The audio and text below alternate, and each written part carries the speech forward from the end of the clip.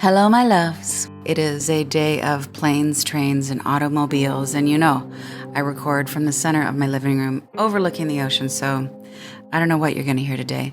Quick intro to let you know that this is one of our best of episode series as selected by a beautiful population of listeners. I really love this one, and I'm glad that lots of other people appreciated it. And for those of you who have already listened to this, come on back because redundancy is part of learning transmission. If anything ever has touched you, moved you, inspired you, please consider leaving a review. In fact, don't consider it. Just baby, go do it. And subscribing means that I can pop up on your phone, your devices, in your psyche and say, hey, I've got something new for you. I'm so glad you're here. With love, Danielle. Good morning. We are going to talk about mornings. So sacred, so sweet, so heavy, so difficult for some of us at different times. Here's what I've come to know and experience. Morning mindfulness is how you activate your superpowers. Mornings are sacred. And I have struggled with mornings for a long time. Not that I wake up in a super funky funk or super dark, although that has happened for long periods of time and may happen again. But there's this kind of resistance, or just this a little bit of a weight there. Even if there's some joy, I feel like some tension in the mornings. And I know mornings are just so key and so significant to how I'm going to do my day, to how I'm going to live my life. I really started looking at this more deeply. Of course, there's so much information and inspiration out there about sleeping habits that lead to good mornings. Because we are a culture that's so obsessed with productivity, not just obsessed with productivity, but obsessed with hyper productivity. That's we're double fucked. We deal in habits. We are equally obsessed with habits. I lean towards longing for ritual rather than an addiction to habits, but I understand the value of healthy habits. So we're going to talk about habits and rituals. But before we get into this beautiful laundry list I have of things that could change your behavior, sweeten your morning, and therefore, really help you empower your day with love and clarity.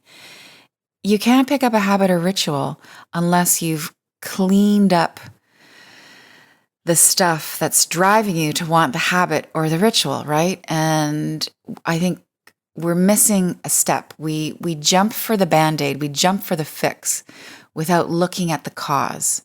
So what I did with my relationship with mornings was I looked at why it was the way it was before I attempted to change the way it was. You know what I'm saying?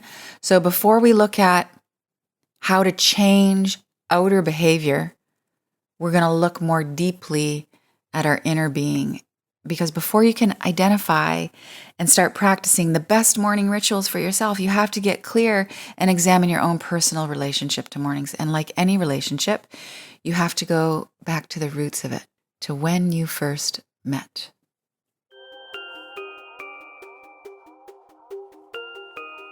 So some questions for you. Questions I've asked myself.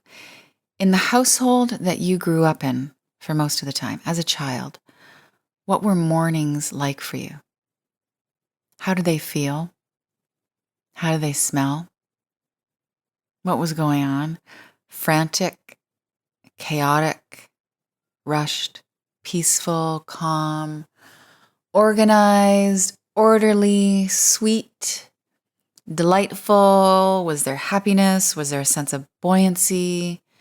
How did you wake up? How were you woken up? Who woke you up? How do the people around you greet the day? How do the different people around you greet the day differently? generally, what was the vibe and the attitude and the energy in the morning in the household that you grew up in? And then how did you feel when you were greeted by that morning? Did you feel supported, seen, loved, heard, felt, cared for? Did you feel like a nuisance? Did you feel rushed? Did you feel important? Okay, mornings when I grew up. These are my predominant memories, my remembered sensations and feelings. Let me preface this by saying, as I always will, if I ever talk about my childhood or my parents in any public way, I had great parents and they're great people, and there's lots of love that flows between us then and now, And my parents were young, and there were struggles that came from being teenage parents and just life, real life, right? So my memories that really left an imprint on me of mornings: chaotic, cold, sweet. Chaotic, cold, and sweet. Chaotic because I don't know why. Both my parents had jobs, 9 to 5 and overtime. My mother was a vocational rehabilitation counselor in the city. I think part of the chaos in the morning was she was driving 45 minutes to an hour in one direction. My father was driving in the other direction, same amount of time. So there was some rushing. And then I was just going locally on the big yellow school bus to my school. But there's a lot of chaos, and it was fucking cold in my house. And we just lived in this little tiny kind of bungalow house that we rented from a farmer, a woman who actually became one of my surrogate mothers named Rosemary. She lived across the driveway. Her husband had passed away, and she had all this farmland. And so I grew up on farmland. Outside my window, depending on crop rotation, was beans. Across from us was corn. Behind us was wheat. And the house was small and unmercifully cold in the winter. It was oil heated. I remember sometimes we would run out of oil, not because we were poor, just because we ran out of oil and no one called the oil truck. And the big oil truck would come, the big hose, and fill your tank. Running out of oil in the winter was the worst. So, part of going back to look at your sensations in childhood is because you are so intensely impressionable. The things that you are feeling when you are a child, you are often experiencing for the first time. Things you feel first make deeper impressions on your system. You're just more sensitive to, and therefore more susceptible to impact and more open to impact. It can be positive impact. So cold, chaotic, and sweet. Part of the chaos that was going on in my house, for whatever reason, led me to be late for the big yellow school bus a lot. So I missed my bus a lot. And missing the bus meant one of my parents was not going to be too thrilled with me. That was a drag. And that I was going to get to school and my teacher wasn't going to be too thrilled with me. So you can see my setup for mornings is not going well. Also, those were the days when, you thought that white bread and Kellogg's frosted fucking flakes were a part of a nutritious breakfast, because those things were I'm not that old, kind of new on the scene. It's what you could afford. It's what was available, right? So I was also not eating great breakfast. So mornings weren't great. And I have had a morning hangover since then. Yeah. So let me go back to you. When you wake up, what are the assumptions that you're making when you wake up? Huh? Has anybody ever asked you that question before? Probably not. That's why you're here. What are the assumptions you make about your day, about yourself, about the people around you, and about life upon waking up? Are you assuming that life is happy to see you? Are you assuming that your needs are going to be met? Are you assuming other things that maybe aren't so pleasant, that you're going to have to work hard, that you're going to have to grind, that you're going against the flow? Yeah. How about if you woke up assuming that you are loved, It's an assumption, not because it's a guess or it's a wish or it's a hope. It's an assumption because it's baked into your cell. It's a knowing. You wake up, you're just like, you assume life has your back because you know that you are loved by the cosmos, by the Great Spirit, by God. And that as soon as you open your eyes and you shift your consciousness into waking consciousness in the daytime, that you are continuing. You're not just entering, you are continuing to be held in the flow of life. How's that for good morning? Something has been breathing you while you've slept. Life has been holding you, cradling you, rocking you, restoring, nourishing, educating you, dancing with you, nourishing you. Something has been keeping you alive while you've slept. That something is going to continue to carry you throughout your day. You are complete. You are safe. You are loved. You are loving. Good morning. When you wake up, what are you looking forward to? When you wake up, what do you know that you are going to be leading? I've said this before. I'll say it to my last breath. Everybody is a teacher. It just depends on what you're teaching. What does it depend on? It depends if you're teaching truth or if you're just mucking around with illusions. But what are you waking up to teach in the morning? When you wake up in the morning, what's your sense of what you're going to give? What's your sense of how you're going to contribute? Yeah. Super simple. What typically is your first waking thought? Yeah. What do you get to do? Do you think about what you have to do that day or what you get to do? Let's talk about obligations for a minute with respect to what you get to do and what you have to do. I would love for you to dissolve the word, the term, the concept obligation from your vocabulary and your psyche. Everything you do is a matter of choice, even if it's caring for a loved one and it's really hard and arduous, even if it's those obviously morally, ethically responsible things of feeding yourself, your elderly parents, your children, paying your mortgage on time, showing up at work, delivering to your team, doing what you said you're going to do. You could put all of those in the column of obligation. I have to. You ain't have to do nothing. Everything is a conscious choice. You could choose not to do those things and in some respects suffer the consequences. But if you are in conscious choice, I choose to show up to this. I choose to deliver. I choose to do the hard thing. I choose to be integrity. I choose to be on time, right? So what do you get to do that day?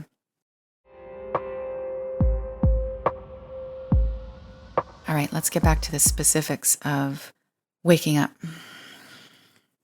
I made a choice for myself over the last couple years as I've been refurbishing my relationship to mornings, that I was going to choose happiness and positivity even if I was tired physically. I wasn't going to let my physical state override and eclipse the power of my love and my mind, because I could see that I was using it as an excuse to make a darker choice. And how I got out of this is I went through a period where I was really into spin class, biking. And the only reason I got into it was because I had a really talented friend who was an Ironman athlete who was teaching spin class. I wanted to support her. I also wanted to get in better shape. And I was hauling my ass out of bed at 5 a.m. to get to her class because she's that crazy to teach that early. And what I realized was that even though I was tired and I didn't have enough sleep that night or whatever it is, or I was, had a sugar hangover, that I could physically rise to the occasion. And if I could physically rise to no occasion, I knew that I could emotionally and spiritually rise to any occasion, no matter what physical shape I was in. So can you make a decision to choose joy no matter what physical shape you're in the morning, that your physical fatigue is not going to override your potentially joyful and optimistic and strong outlook? It can be done. You just have to refuse to give in to grogginess or any of the reasons that create resentment around why you're tired. Okay, so I got clear about how my relationship with mornings was formed for me as a child and how that was carrying over into my adult reality. I made a decision that I wasn't going to let any form of fatigue affect my mood, even though that was a tall order some days, especially when there have been long periods of time where that fatigue was there because of illness. And I decided to do what I knew, which was declare mornings as sacred and then craft my version of a sacred awakening. I've done enough therapy in my life to know that I can reprogram myself from, extreme trauma to just negative impressions in my brain. I can dissolve those images, those memories, those sensations, and I can replace them with things that are life affirming and strengthening and hopeful and positive and thought forms that point me towards joy. Yeah, and that's what mornings have really turned into for me. It's taken a couple years, but I'm on the other side and I'm here to tell you it can be done. So we declare mornings as sacred. What I've come to know is that the energy you put into mornings will give you quadruple, if not 10 times, a return on energy and lightness and clarity throughout the day. So a little bit up front gives you so much more return. Before you get into crafting what a sacred awakening would look like for you, first off, give yourself a break. Know that you're not going to start every morning the same way because life happens, because who wants to start the morning the same way every day? If you intend to create consistency, and I think there are some things you should definitely aim to be consistent with, and you fall off of that, you cannot be giving yourself a guilt trip because you slept in or you didn't meditate that morning or because you let circumstances get away with you, right? If you've done that, if you give yourself a guilt trip for not entering the morning in a sacred way, you've missed the whole point of beginning your day in a powerful way. Guilt is incredibly disempowering. So if anything, we're going to move into a place where we're starting our mornings in a state of compassion so that whatever we are waking up with, however we are waking up to feeling, whoever we're waking up beside, whatever is around us when we wake up, that our first response is a compassionate one, because the compassion will bring you into presence. Your presence brings you into your heart. When you're in your heart, you can make the next best choice for you. You can move with more grace into a choice that is just lighter. That's about more delight. That's about more illumination. That is really where you want to be for the rest of your day.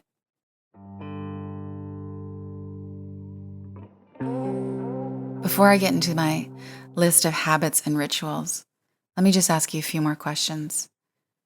So we've gotten clear on your relationship to mornings, how it was when you were growing up. Now, think about your best morning that you've ever had when you were a kid or a teenager or recently as an adult. Best morning memory. And then let's start to move into the ideal morning. So I'm going to make a distinction between weekday mornings and weekends. So what's your ideal weekday morning design? You can really think this through and sketch it out after we're done here, but just start to noodle on that. And then what's your ideal weekend morning design? Saturdays or Sundays, or whatever your weekend is if you're working shift work. All right, and then all my favorite questions are about feelings. So here we go. Fill this blank in for yourself. In the morning, I want to feel. Okay, how do you want to feel in the morning? These would be what I would call your core desired feelings. Core desired feelings. It's really the heart of all of my work around desire mapping. Your core desired feelings are your preferred states of being, how you want to feel most of the time. It's 4 or 5 feelings that you use to really guide all of your decisions. So you don't have to desire map right now, although that would be great. So just let some core desired feelings surface in your heart and your mind right now. How would you love to feel when you wake up in the morning? If you want to feel that way in the morning, we have to be asking, how do you want to feel every night when you go to bed? Could be the same. Highly likely the same. Your core desired feelings are really guides that you apply to all areas and times of your life. Now think about your favorite ways to create wellness. What are the things you do that most easily, most certainly help you to be well? I mean, for me, it's a lot of stillness and contemplation. For me, it's conversation. It's my connection with my friends. For me, it's creating, right? I know that if I spend time in prayer or meditation, that is elixir for my psyche, for my soul. I know that if I move my body in a sacred way, not just to be fit, but in a way where it's about being closer to my body and closer to spirit, I am set. I am clearing out major stuff. I know that if I take some time to write and sink into my thoughts, that is some serious medicine. And I know if I have a conversation with a girlfriend, oh God, it's rocket fuel, right? So those are my touchstones of wellness. What are your touchstones of wellness? Another way to ask that is, what's your soul hygiene? SOUL hygiene. What do you do that cleanses your mind, cleanses your spirit, cleanses your heart? Because cleansing may become a theme for you in how you build your morning. There's contemplation and there's reflection where you're assessing, and then there's a cleansing where you're letting go and you're offering up. And I think both of those need to happen. And the whole point here is we're putting those in the sacred context of the opportunity that morning is.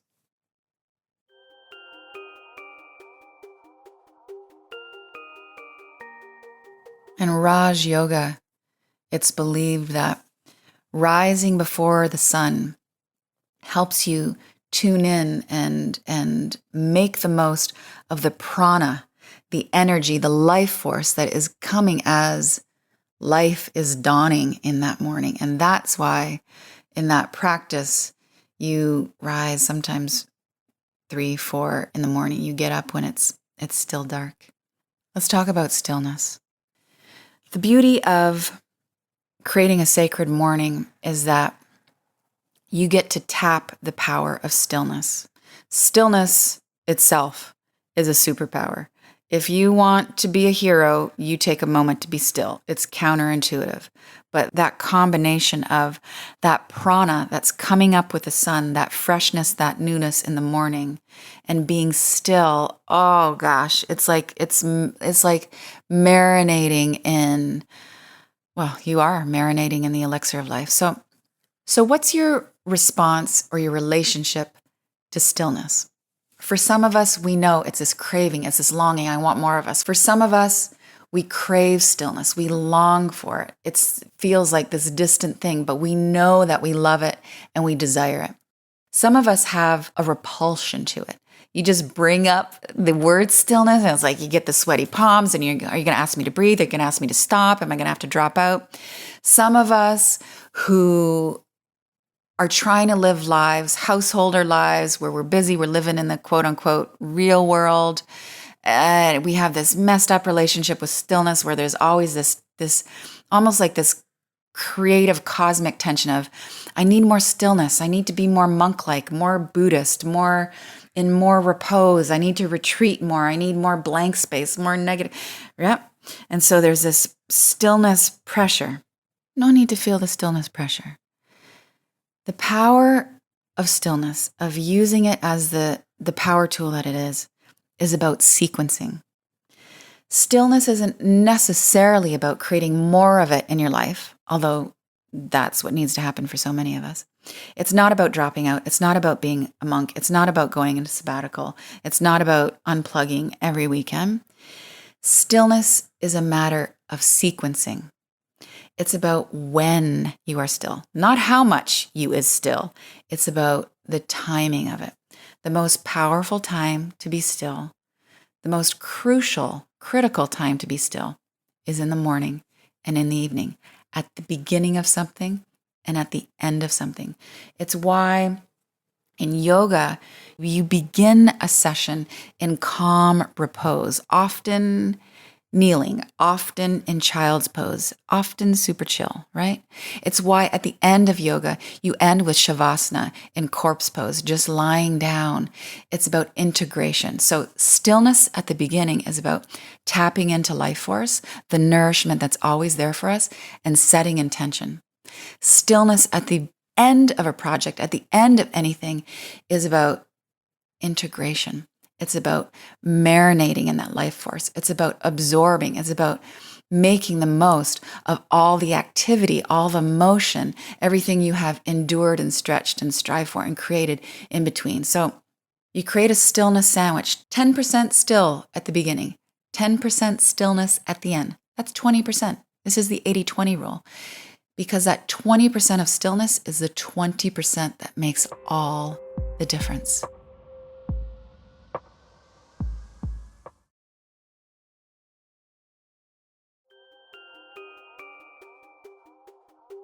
There's a difference between habits and rituals.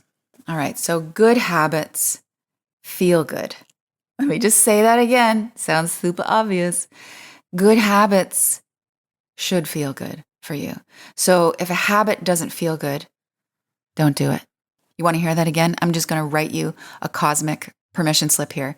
If it doesn't feel good, don't do it. Why would you habitually, repetitively be doing something, especially in the morning or the evenings, that does not feel good?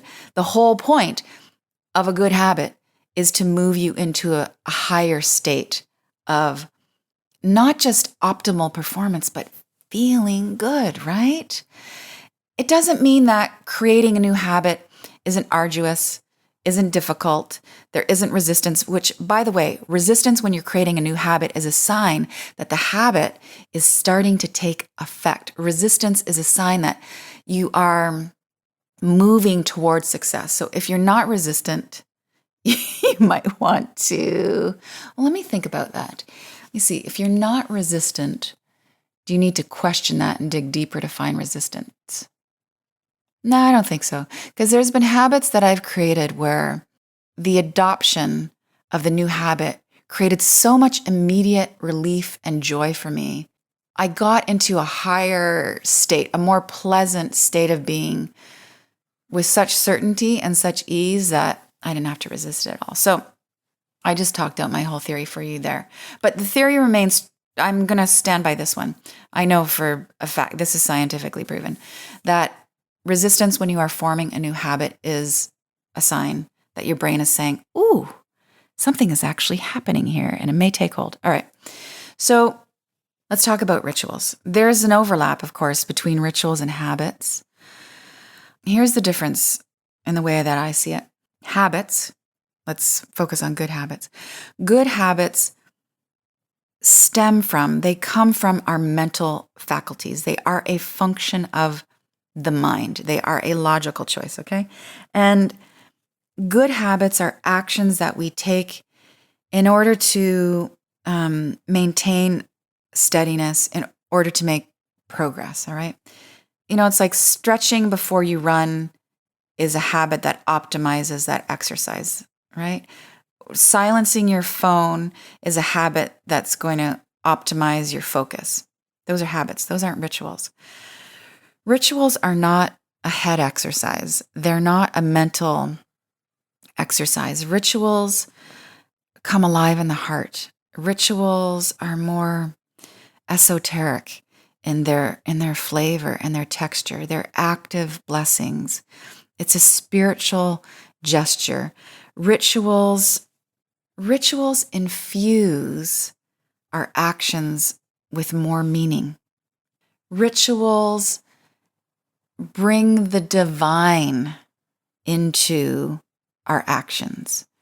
Rituals are something we do in order to crystallize our intention, right? So a habit isn't crystallizing your intention. Your intention has to come first, and then you choose the habit, right? So first the ritual, and then you take action. First ritual, then habit, right? Let me just say again, good habits that are life-affirming. Good habits, the best habits, make you feel good. So if there's extended resistance to a habit, it's a no fucking go, okay? If you can't turn that habit into something more positive with immediate compassion and get yourself to like a lovingness, a yesness, a looking forward to-ness with that habit, then for me, it's still in the no-go category, right? I want my habits to bring me joy. Doesn't mean I don't have resistance, but I can feel joy in them. All right. Let's move into the laundry list of morning rituals and habits that I have. This is a long list. Here's my preface. I do not do all of these things every day. It would take me weeks to do all of these things every day. I do these things in different seasons, according to different moods, according to the depth of my pain that day, according to the height of my joy, according to my schedule. I am so down with Krishnamurti's philosophy. Krishnamurti is my philosopher boyfriend crush. He said, discipline is a tool that numbs the mind. I've said it before, I'll say it again. Discipline is a tool that numbs the mind, meaning anything that you do habitually without question, examination, without consciousness, I think, without the presence of love, is turning you into a robot. Habits should move you in the direction of keeping you awake and alive and open. Yeah, habits should open you up to life. Rituals declare that we are inviting life in. All right, without further ado, I know you want to hear the list. Here we go. Okay, wait. One more thing before I get into the list. I work from home, so I have a particular kind of flexibility. I also have my son is home part-time-ish, like 5 days out of 8 with me. So for 5 days out of 8-ish, he's my focus and my joy and my responsibility in the morning. That definitely shifts the rituals, the habits I'm going to do in the morning. And then I have time where he's not here. He's at his dad's, and those mornings look very differently. So there's some context. I'm not running out the door necessarily. Anyway, okay, enough. Here we go. Let's start with things I do not do. Habits. I do not sleep with my phone on, and I do not turn my phone on right away when I wake up. This is not a guilt trip for all of us who do that, because I did it for years. I decided to suck it up, to form a new habit. I had much resistance around this, but the data is in. Screens mess with your mind, and I experimented with myself where I saw what my brain did and how my whole entire day, from waking and turning up my phone and checking my email right away, how that affected me until I went to sleep, versus the times when I wake up, I do some other things, I make myself, my life, my God, my love, my body, my number one priority before I check to see what anybody else thinks of me, what the news thinks of me, what Instagram thinks of me, what things are happening in the world, and who I should be comparing myself to. Yeah, so I don't do that first thing in the morning. The difference I've found is so much more spaciousness in my mind and clarity in my day when I don't start the day with my phone. On the days when I do not start my day with my phone, when I start the day with me and with love and with real life, I end up checking my phone less throughout the day.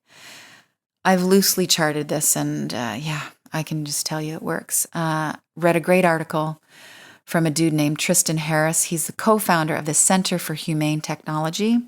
He is a former design ethicist. There is such a thing. a design ethicist for Google, because we need to be applying more ethics to how we design our technology, because it's all designed for addiction. Here's what he had to say in an article called How Technology is Hijacking Your Mind. When we wake up in the morning and turn our phone over to see a list of notification, it frames the experience of waking up in the morning around a menu of all the things I've missed from yesterday. Don't you feel that when you check your phone right away? What have I missed? What's going on that I don't know about? Yeah? Our phones, most technology, is designed to exploit our mind's weaknesses. Those weaknesses all go back to self-worth, I think. There's research that suggests that getting constant notifications on our phone triggers stress. I mean, really, do we even need to research this? I know I'm like more of a basket case from like, ooh, did I get a heart? Did I get like, how many? Ooh, new concert. Ooh, time to go to sleep. Ooh, time to wake up. Crazy. All right, let's get out of the craziness. Just don't turn your phone on in the morning. Some of you are thinking, I got kids, I got to be able to get a phone call. Put your phone out of your room, turn the ringer on as loud as you can, or keep your landline. For those of us who are using our phones as alarm clocks, you know what? Go to your local technology store, go to the drugstore, and for $25, you can get something called an alarm clock, and you plug it into the wall. You can actually get some batteries to put in it in case there is a blackout and there's no power. Make the batteries rechargeable. It's super old school. Changed my life. Best $25 I ever spent. Alarm clock wakes me up if I need a clock to wake me up. All right.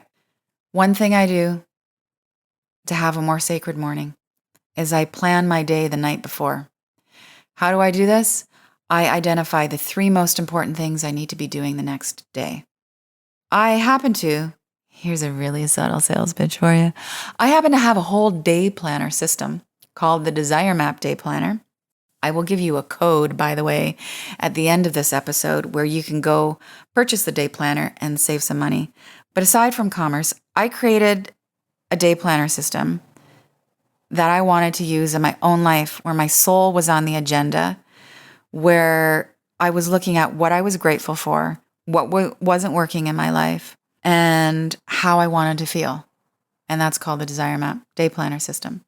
Every night before I go to bed, I identify my 3 most important things. If I get those things done, I am moving my life forward in the direction I want it to go in. If I get those things done, anything else I get done that day is just the sauce. It's the extra gravy. I can feel extra superwoman that day. I identify at the beginning of every week my core desired feelings. I ask myself once a week, typically on Sundays, what am I going to do that week to generate those core desired feelings? What am I going to do to embody those feelings? And it's everything from make sure I hit the yoga mat, eat clean, make that phone call, right?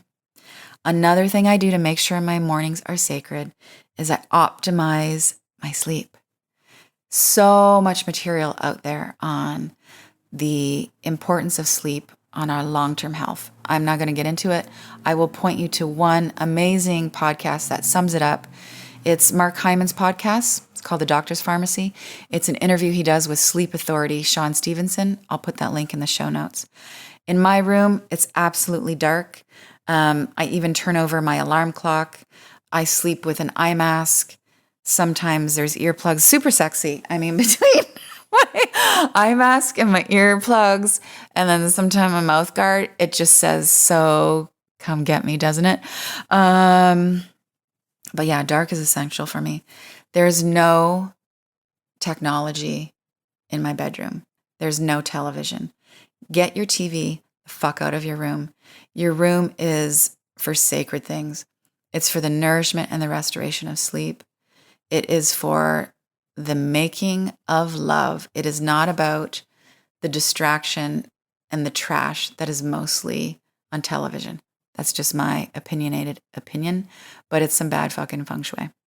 Yes. bring hook something, bring your laptop into bed, snuggle up, watch some Netflix, have those moments, but make those treats, right? Don't make it the center of your reality. Better things to do in a bedroom than, cloud it with that technology and violence and et cetera, et cetera. All right.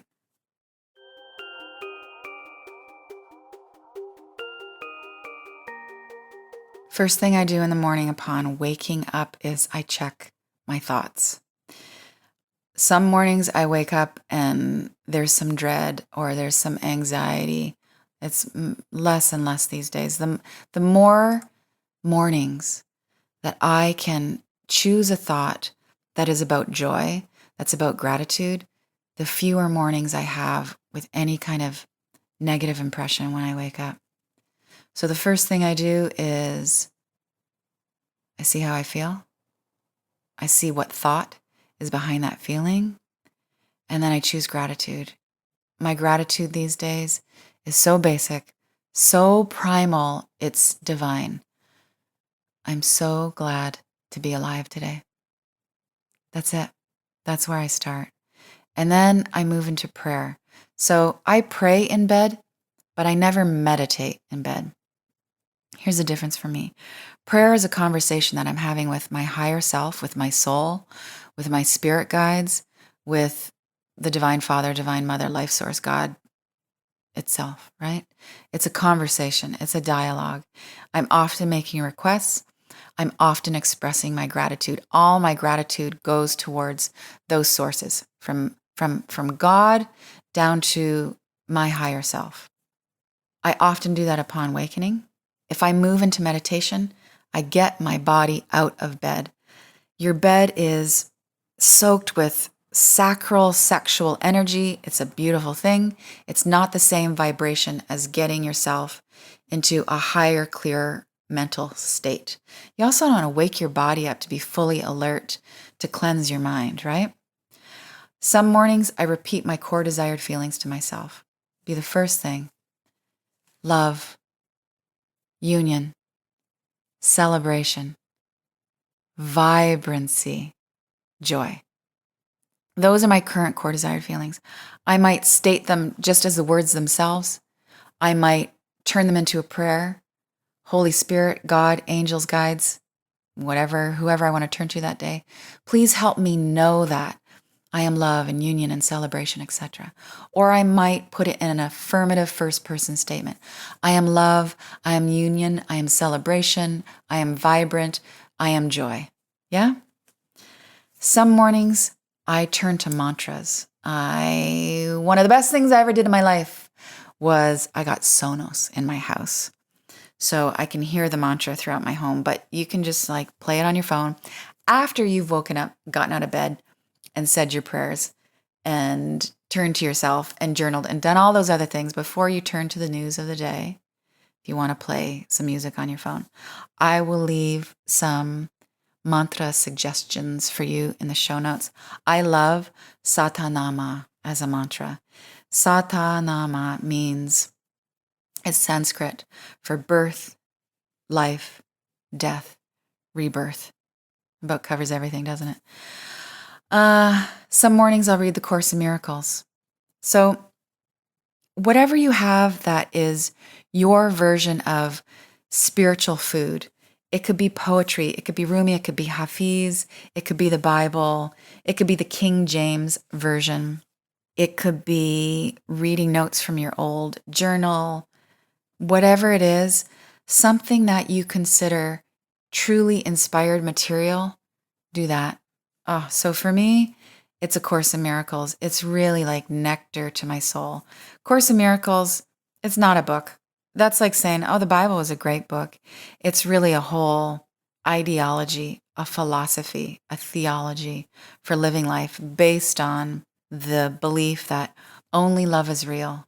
Anything that is not real is not love. And its core practice is forgiveness. Yeah, so that's the inspirational content for me. Some mornings, not every morning, right? Some mornings, I really feel the need to write, to clarify, and to write, to honor, and to celebrate. So it often goes like this. I'll write down 5 celebration points.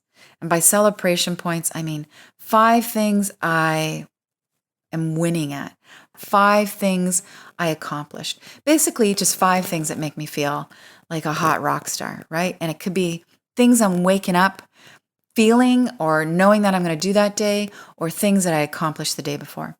5 present and future gratitudes. This is one of my favorite things to write about in the morning. So here's how it works. I'll write out 5 things in current time. I'm grateful for my health today. I'm grateful for my son. I always write out why. I'm grateful for my health because being well gives me joy. If I'm in joy, I can be of more service. I'm grateful for my son because why? I'm grateful for my son because I experience so much love because of him. Okay, so you get the idea. Current tense, and you explain why. Explaining why you're grateful, going into the because-ness of it, helps increase the sensation of gratitude. When you explain why you're grateful for it, and you increase that sensation, you're really ratcheting up your vibration, right? You're filling yourself up, fleshing yourself up even more with gratitude. You want to vibrate at the most grateful frequency possible, because what you vibrate at is hugely influential in what you attract. Not completely, not entirely. You got to leave lots of room for mystery, for surprise, for incoherence, and for lessons to show up. But vastly, our vibe attracts our reality. Okay, so after I've journaled, just written down 5 things that I'm grateful for in the present tense and because why, then I move into 5 things that I'm grateful for in the future, but I write about them as if they are happening now.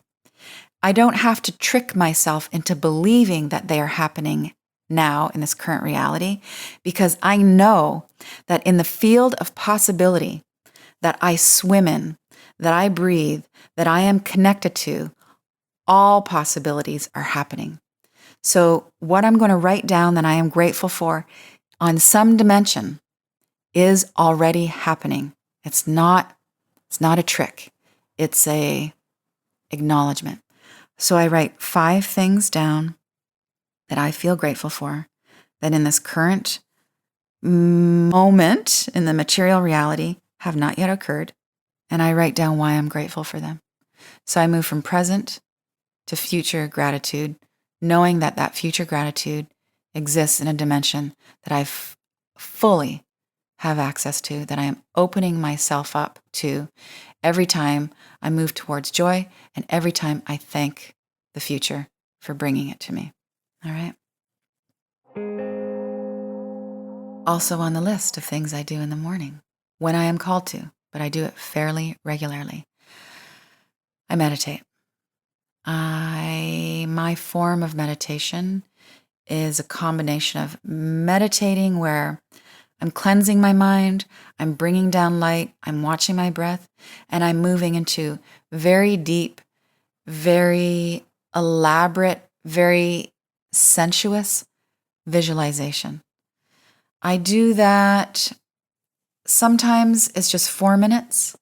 Sometimes it's 11 minutes. Sometimes I can I can get so deep in that meditation / visualization that, I'm really in it. It's not because my mind is wandering. I'm in it, and I can be in that for 30 minutes, 45 minutes.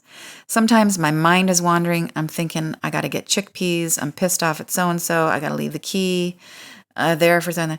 And I eat up my time with distracted mind, and I end up being there because I want to complete the steps I have in that visualization. It takes longer because I got distracted. Over time, I have learned to have a compassionate response to the distraction instead of being like, fuck, Danielle, just what? The monkey mind? Just like, oh, just went there. Okay, I'm back. I'm awesome for intending to meditate in the first place. I'm amazing because I want to practice my devotion. Oh, amazing that I carved out some time. Let's just be in that amazingness. And if I fall off of amazingness, I'm just going to return to it. And I'm just going to think to myself, how amazing that I was able to move from distraction back to presence. So compassion when you get distracted. Many times a week, definitely in the morning, often throughout the day, I practice the heart centering practice, which is something I created. It's an amalgamation of things I've been taught over time and things I crafted that have worked for me. That is all about getting myself back to my heart center, back to the space of the qualities of the heart. Qualities of the heart being love, generosity, joy, inclusivity, and compassion, and gentleness. Did I say gentleness? And I'm going to give you access to that practice in the show notes. It'll all be on my website, daniellelaporte.com. I'll explain it for you right now, and you can do it right now with me if you want. You can also do this in bed every morning. I highly recommend it. Take a few breaths. And on the inhale, you say, hello, God. If God as terminology doesn't work for you, hello, life. Hello, Great Spirit. Hello, Divine Mother, Divine Father. Hello, God. I'm here. You breathe. You say hello to Creator. You declare that you are here. Then you ask yourself how you're feeling. My experience often goes like this. I am feeling agitated. I'm feeling sweetness. I'm feeling fatigue. I'm feeling energy. I'm feeling excitement. I'm feeling love. I'm feeling loved. I'm feeling so much peace. I'm feeling gratitude. All right? So the second step is you check in with how you're feeling. Third step, you declare your gratitude. It can be so simple. You're having a shit day. I'm grateful I have teeth. I'm grateful the sun came up. I'm grateful I have the consciousness to think about what I'm grateful for. I'm grateful for this bed. I'm grateful for a good night's sleep. I'm grateful that I get to have a nap because I had a shitty night's sleep. I'm grateful. What are you grateful for?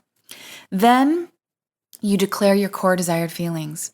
If you desire a map, you already got them. If you have a desire map, just think about things that you most want to feel that day. 3, 4, 5 feelings.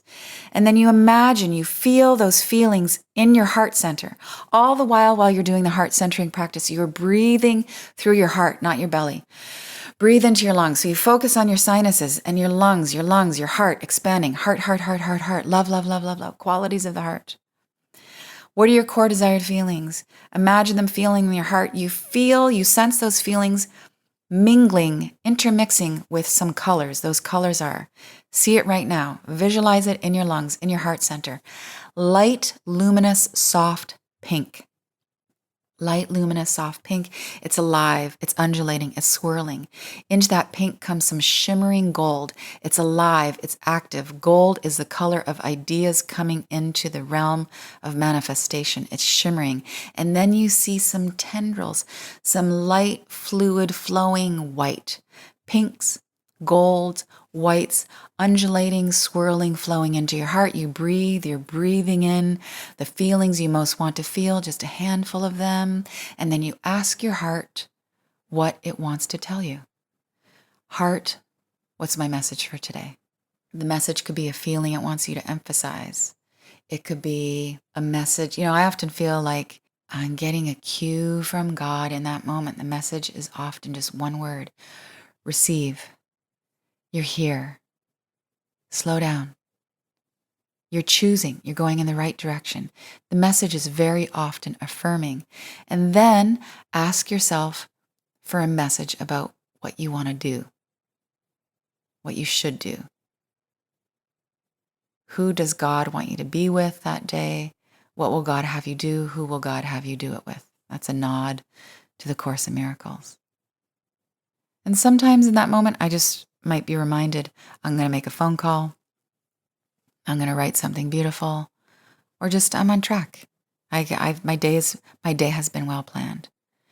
Take a few more deep breaths and you give thanks. And that is the heart centering practice. And that is how I start my morning at least 3 days a week.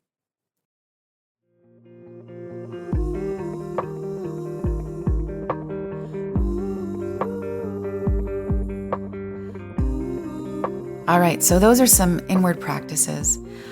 My way in the morning is that I like to be ready for the day.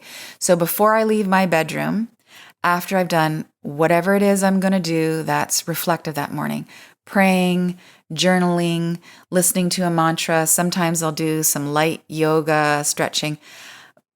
After I do all of that, I come down to start the day. I am dressed. My bangs are straight. I have got my lip balm on. I've noticed that when I sneak down in the morning before I'm really ready to begin my full on active day, if I come down in my kimono or all whatever in the morning to just get some water, make a tea, get something out of the fridge, my morning is not the same.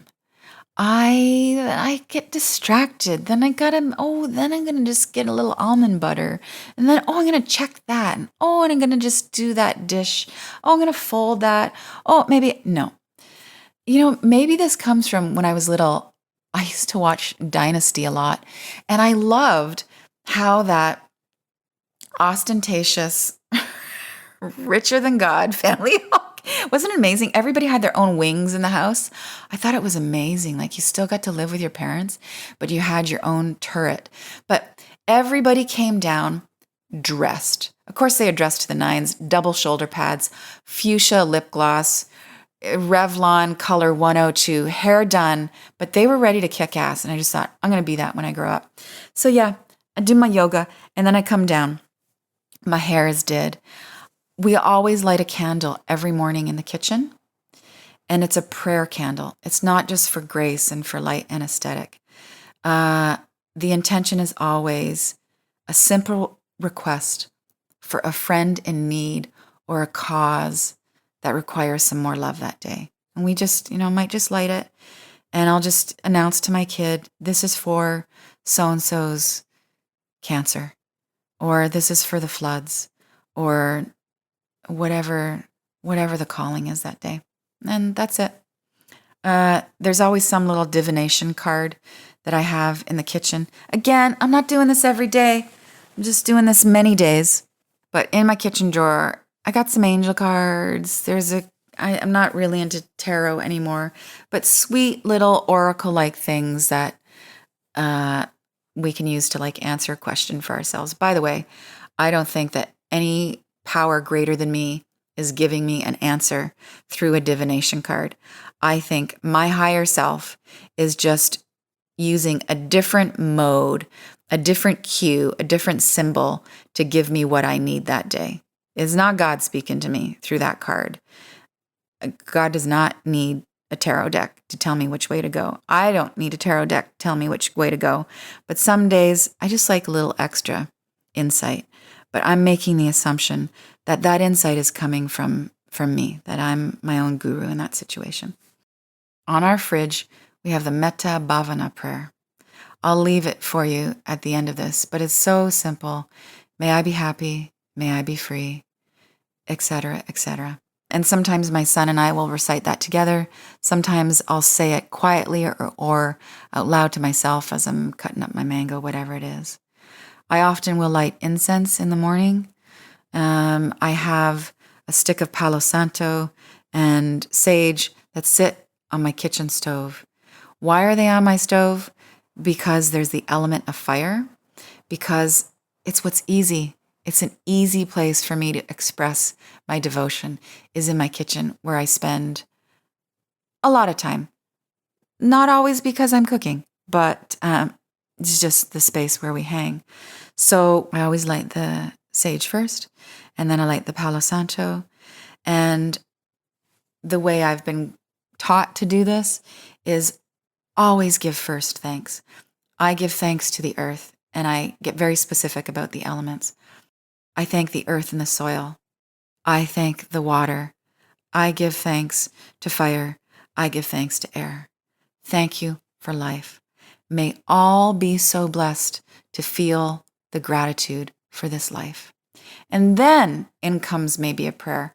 Help me be clear today. Help me be this. Help me be whatever. And then I might give specific thanks for specific things. And I always conclude with, may all be so blessed. May all have the consciousness I have. May all have the good fortune that I have. May all have the health that I have. May all have reasons to be, the same reasons to be grateful, or more reasons to be grateful that I have. May all be so blessed. Music is a huge thing in my house. So we have some great playlists. Current names of playlists in my house are Fuck Grade 9. I love my kid. Hot for the Teacher. That's some 80s banger music. Let me see what else I got on my playlist here. My personal playlist, Summer Baller, Sultry Grace. That's some shaggin' music right there. Oh, I have a playlist just for Phil Collins and Peter Gabriel. So great to, that's actually more evening music. I have a playlist called God 1 and God 2. Anyway, you get the idea. A lot of sensuality, a lot of God. If I'm going to do yoga in the morning, I choose my practice the night before because that increases the chances that I will actually get my ass on the mat and practice that day. On the mornings, when I choose to get my sweat on, or at least get a glow on, I know for a fact that if I move my ass in the morning, I am more likely to continue to move my ass during that day. If I sweat just a bit, so just a bit means I give myself 12 minutes on my elliptical, or I do 5 songs to just sweat, do a sweaty walk or run around the block, I am more likely to go for a longer walk in that evening or get my tail on the yoga mat for a full class that evening. Objects in motion tend to stay in motion. What I've learned about yoga practice is that 5 minutes is better than no minutes. That any form of devotion has so much, its power is increased with consistency, not necessarily with length. It's not about how long you meditate necessarily, or how sweaty you get in the yoga, or how intensely and fervently you pray.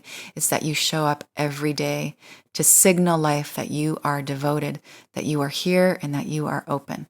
And sometimes you only got 4 minutes to do that before you got to get your ass out the door. All right, those are generally my mornings. I would also like to add to the list that some mornings I dance just one song. If 3 days a week, just 3 days a week, I can dance in my living room or my kitchen to one full song in total sexy, glory, messy, out of rhythm, just real and authentic. Some days I just sway, and some days I gyrate, and some days I stomp, and some days I'm begging, and some days I'm celebrating, but I'm there and I'm moving life through my body, and I'm asking for support with all that I've got. Just 3 days. And some days it's Van Halen, and some days it's Southern Gospel, and some days it's Anne Brune, and some days it's Leonard Cohen, it's Daniel Caesar, it's Sinead O'Connor. But I'm showing up.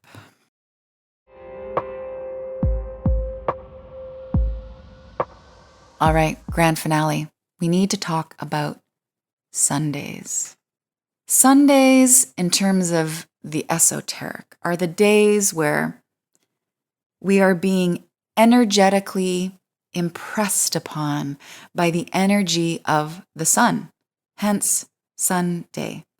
It's a day that has sort of extra cosmic shimmer to it, where the soul and the higher soul energies are, they're just raining down more than they do Monday to Saturday.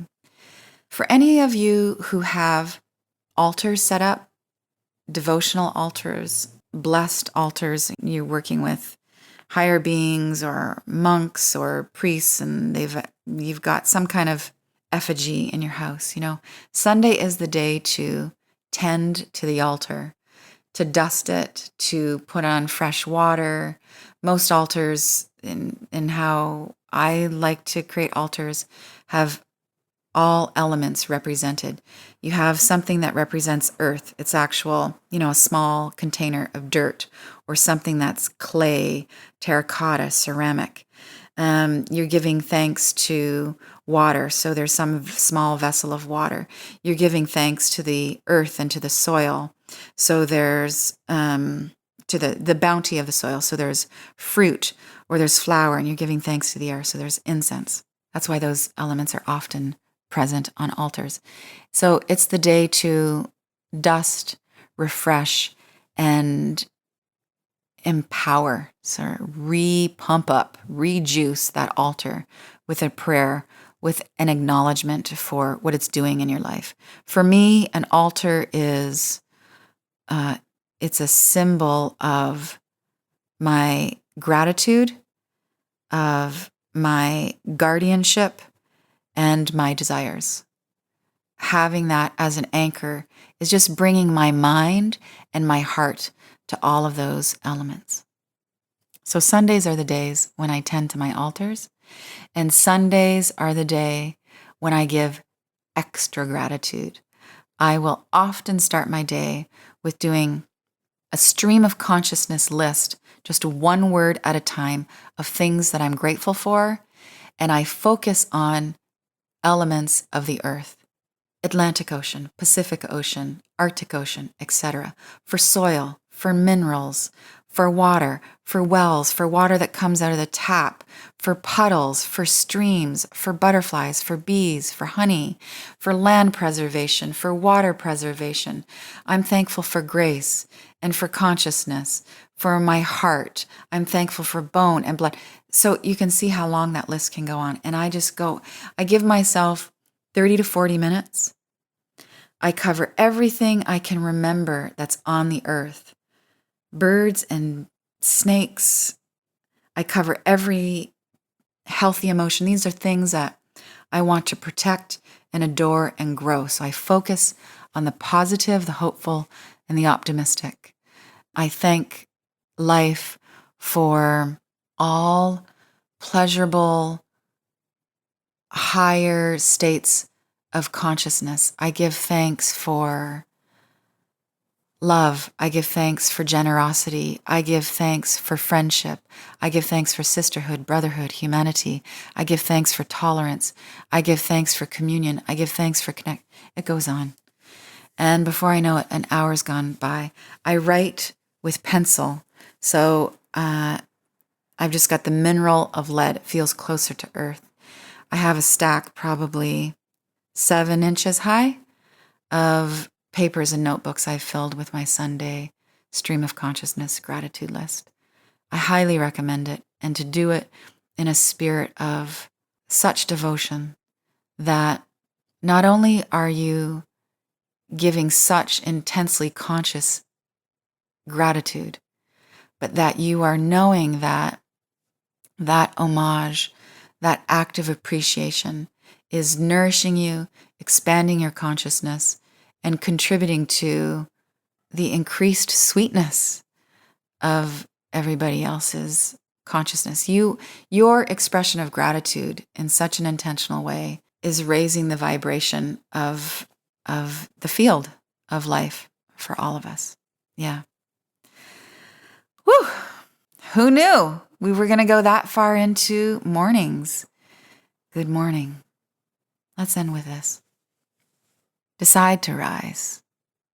You can refer to this when you are in doubt, when you are sick, and when you are tired. I am all for mental health days and gentleness, and I think the world should take the month of December off. And for the love of God, a 4-day work week would revolutionize the collective human spirit and thusly healthcare. But this is a pep talk. And this isn't about taking it easy when you are tired necessarily. This is about another form of self-care. It's about doing what it takes to rise. Decide to rise. Decide to be one of those people who pulls it off. Devote yourself to done. Decide to rise. Why decide to rise? Not for the reasons you might think. Do not rise out of obligation. If you think about it, obligation is a terrible word. Do not rise because of feared consequences. Do not rise because you think being tough makes you smarter. It doesn't. It just makes you tougher. Decide to rise because you want to expand. because you want to expand your being, your life, your possibilities. When you expand your possibilities for you, you expand your possibilities for us. Decide to rise because superpowers are meant to be activated and applied in everyday real life. Decide to rise because you want to explore your place in the universe. You have your very own place in the universe. On the other side of deciding to rise is illumination and ecstasy and insight. I promise. And there will be the angel of your strength, and he or she or they will be waiting for you, smiling, applauding, with a goblet of endorphins saying, "Drink up." When you transcend circumstances, you rise. And you will get evidence that you are indeed amazing, and there will be irrefutable proof that what your heart and mind choose is what matters the most. And you're going to get this deep knowing that life wants you to unfold. Even when the dog is barking its life saying, decide to rise, decide to rise, lean in, listen up, listen really closely. It's your soul speaking, and your soul is saying, I need you. I want you. I am you. Choose me. Lean in. Listen up closely. Decide to rise. Thank you so much for listening, for feeling, for spreading the word. With love.